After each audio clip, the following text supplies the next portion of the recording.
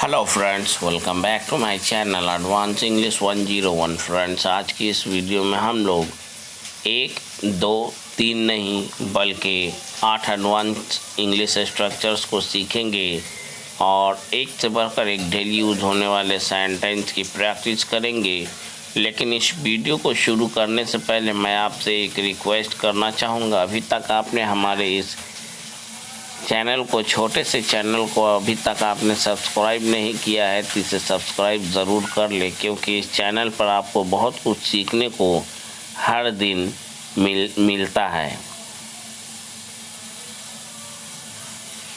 चलिए शुरू करते हैं आज का ये वीडियो। जब भी हमें बोलना हो किसी चीज़ की कमी है, इसके लिए हम लोग रनिंग शॉर्ट ऑफ का यूज़ करते हैं। स्ट्रक्चर है subject plus is are am, was, were, is are am का यूज़ हम लोग प्रेजेंट के लिए करेंगे। पास्ट में पास्ट का यूज़ के लिए हम लोग वॉज, वर का यूज़ करेंगे। उसके बाद रनिंग शॉर्ट ऑफ का यूज़ करते हुए उस चीज़ का नाम लिखेंगे जिसकी कमी चल रही थी, कमी थी या कमी चल रही है। हमारा सेंटेंस है। इस सेंटेंस को बोलने के लिए हम लोग कहेंगे he has not finished this work yet because he is running short of time.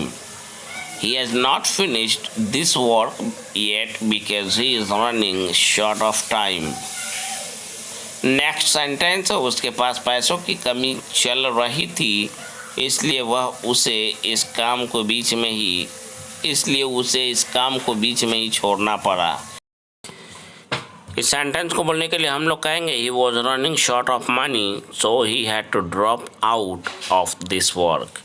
Drop out of का मतलब होता है बीच में ही छोड़ देना, बीच में ही रोक देना।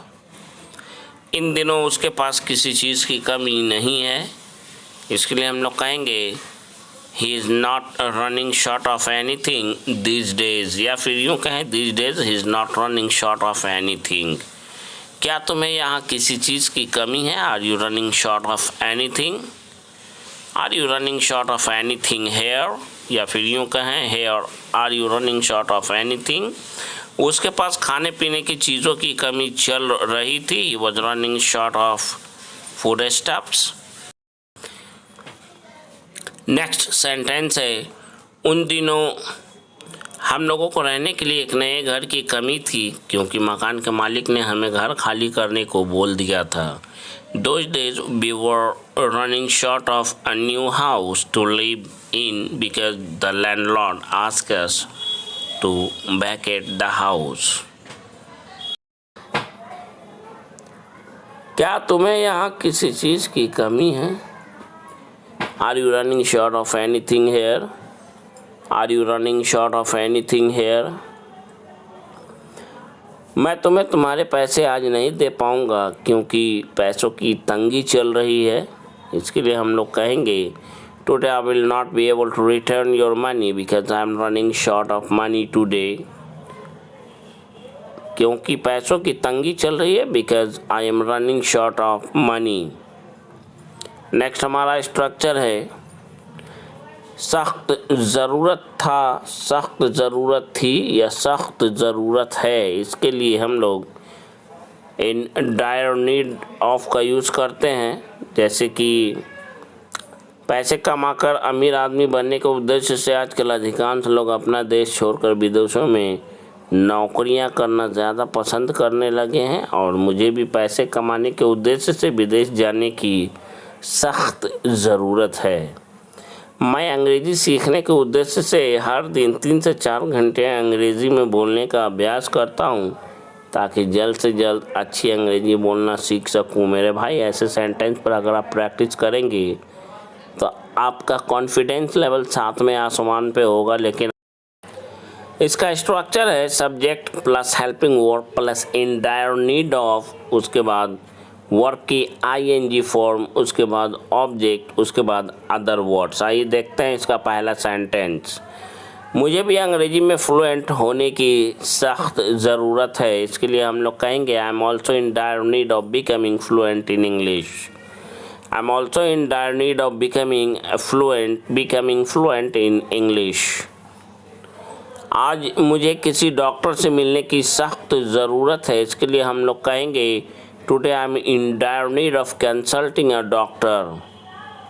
कंसल्ट और डॉक्टर का मतलब होता है डॉक्टर से परामर्श करना, डॉक्टर से मिलना। IAS बनने के उद्देश्य से दिन रात कड़ी मेहनत करने की सख्त ज़रूरत है, इसके लिए हम लोग कहेंगे he is in dire need of working hard around the clock in order to become an IAS.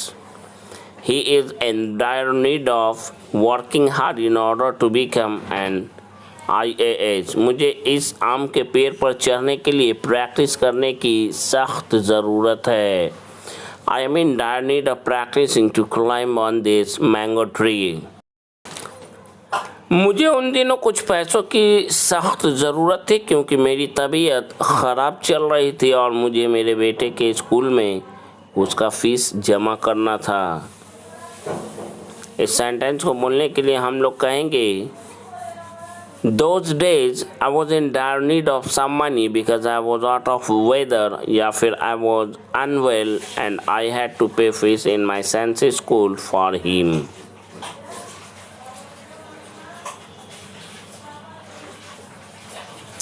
Next sentence है शादी के लिए दोनों के परिजनों को सहमत होने की सख्त ज़रूरत है। इस सेंटेंस को बोलने के लिए हम लोग कहेंगे both families are in dire need of mutual consent for this wedding. Both families are in dire need of mutual consent for wedding. कम समय में पैसे कमाकर अमीर आदमी बनने के उद्देश्य से आजकल अधिकांश लोग अपना देश छोड़ विदेशों में नौकरियां करना ज़्यादा पसंद करते हैं और दूसरों की तरह मुझे भी पैसे कमाने के लिए विदेश जाने की सख्त ज़रूरत है। Nowadays most of the people या फिर majority of the people prefer to leave their country and work in foreign countries in order to become a rich man by earning money in short span of time. I am also in dire need of going abroad for purpose to earn money like others. For purpose to का मतलब यहाँ पे के उद्देश्य से, for purpose to earn money मतलब पैसे कमाने के उद्देश्य से, पैसे कमाने के लिए, पैसे कमाने के चलते। in order to की जगह आप for purpose to का भी यूज़ कर सकते हैं। मुझे अंग्रेज़ी सीखने के उद्देश्य से हर दिन 3 से 4 घंटे अंग्रेज़ी में बोलने का अभ्यास करने की सख्त ज़रूरत है ताकि जल्द से जल्द काफ़ी अच्छी अंग्रेज़ी बोलना सीख सकूं। I am in dire need of practising for 3 to 4 hours every day to speak English in order to learn it so that I can learn to speak English very well और well enough as soon as possible. Dear friends, if you found this video helpful for your practice, so please don't forget to press the like, subscribe and share button if you are really want to become fluent in English.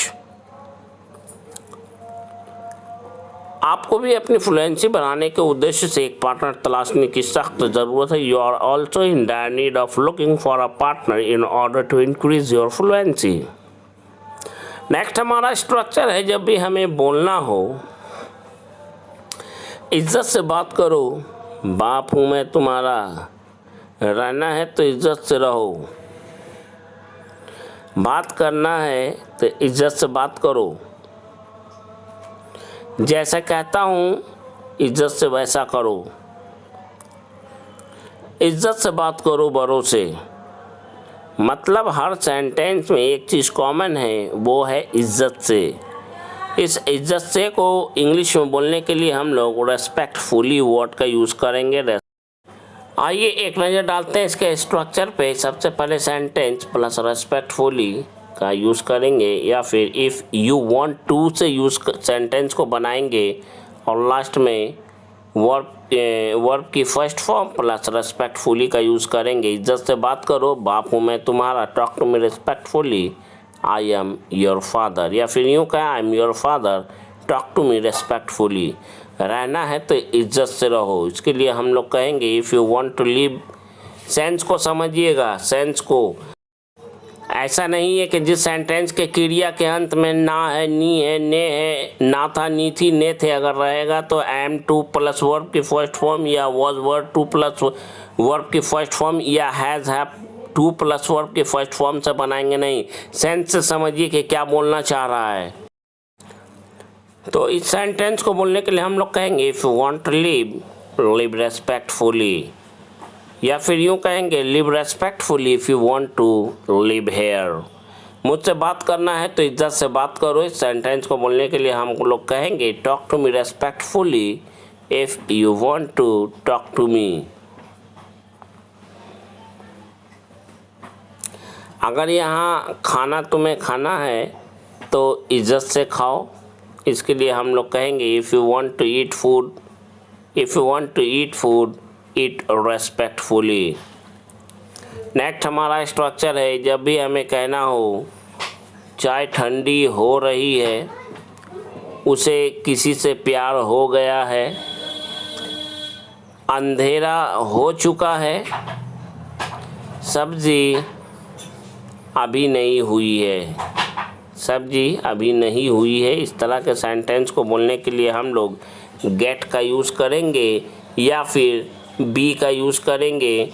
तो gate का first form होता है gate और be का भी B होता है, लेकिन यहाँ पे देखिए गेट का सेकंड फॉर्म गॉट और बी का सेकंड फॉर्म वॉज वर होगा पास्ट के लिए।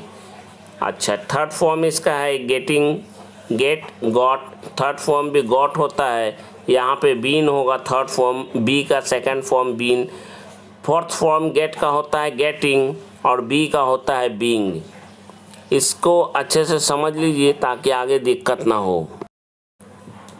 इसके स्ट्रक्चर पर नज़र डालें तो सबसे पहले सब्जेक्ट, उसके सब्जेक्ट के अनुसार हेल्पिंग वर्ब, उसके बाद गेट, उसके बाद अदर वर्ड्स, या फिर दूसरे शब्दों में केवल प्रेजेंट और पास्ट की बात करेंगे तब हम लोग यहाँ पे सब्जेक्ट प्लस इज़ और वॉज का यूज़ करेंगे। उसके बाद अदर वर्ड्स का यूज़ करेंगे। पहला सेंटेंस है चाय ठंडी हो चुकी है। इसके लिए हम लोग कहेंगे टी हैज़ गॉट कोल्ड। जब कहना हो चाय गर्म हो चुकी है तो हम लोग कहेंगे टी हैज़ गॉट हॉट। चाय ठंडी हो रही है, अगर ऐसा कहना हो तो कहेंगे टी इज़ गेटिंग कोल्ड। चाय गर्म हो रही है, टी इज़ गेटिंग हॉट, या टी इज़ बीइंग हॉट, ये पैसिव में चला गया। टी इज़ बीइंग हॉट, चाय गर्म हो रही है, चाय गर्म किया जा रहा है। भोर हो रहा है, इट इज़ गेटिंग डाउन। रात या शाम का पहला अंधेरा हो रहा है, it is getting dusk, it is getting dusk, it is getting dusk. अंधेरा हो रहा था, इट वॉज गेटिंग डार्क। सब्ज़ी अभी तक नहीं हुआ है, the vegetable has not got cooked yet, या फिर vegetable curry is not ready yet, vegetable curry is not ready yet. उसे किसी से प्यार हो गया है, he has fallen in love with someone. उसे किसी से प्यार हो गया है, he has fallen in love with someone.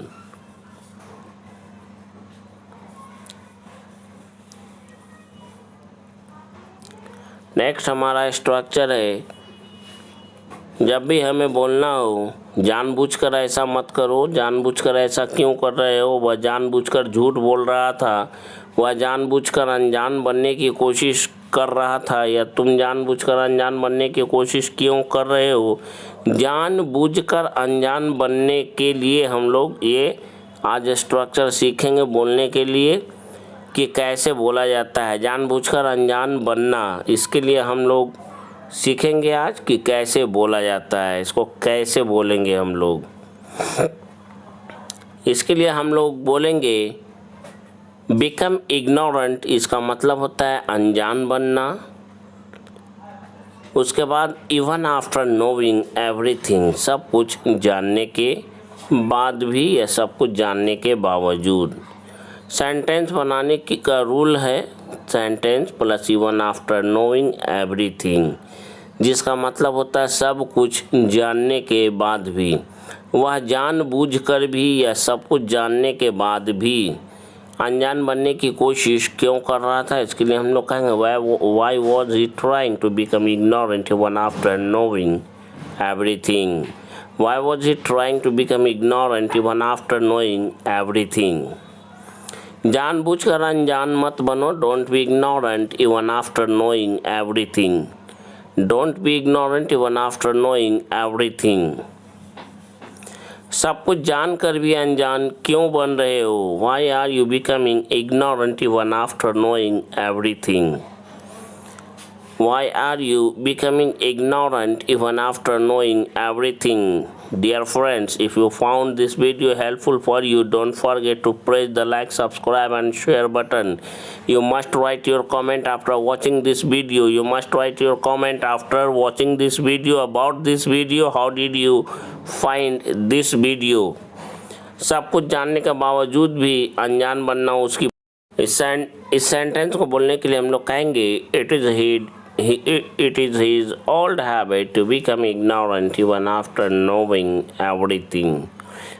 It's his old habit to become ignorant even after knowing everything. So guys, that's all for today's video. See you tomorrow in the next video for